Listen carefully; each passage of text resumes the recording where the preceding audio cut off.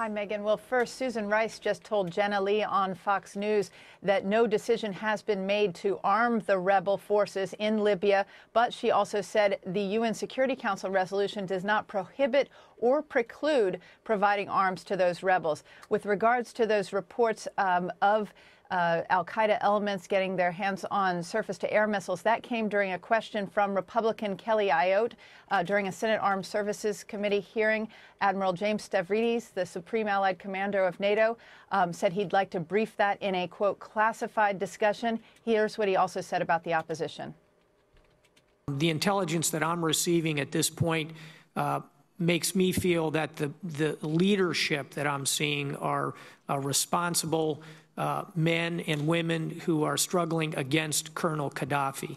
We have seen flickers in the intelligence of potential Al Qaeda, Hezbollah. We've seen different things, but at this point, I don't have detail sufficient to say that there's a significant Al Qaeda presence or any other terrorist presence in and among these folks.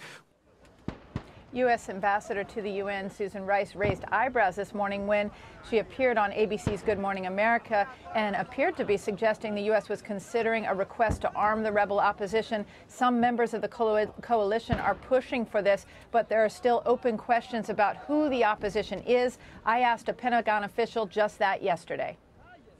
We're not talking with the opposition. We would like a much better understanding of the opposition. We don't have it.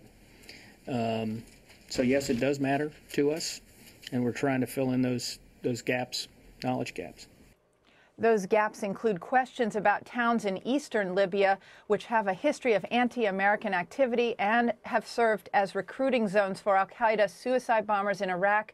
Towns such as Darna near Benghazi. Back in April 2008, a massive intelligence find in northwest Iraq, the Sinjar Papers, they were known as, showed 19% of the suicide bombers in Iraq came from the town of Darna in Libya.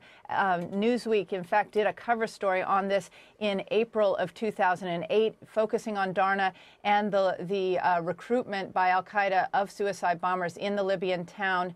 We've asked the State Department about it and been told that they are not doing interviews on the issue of the opposition at this point in time.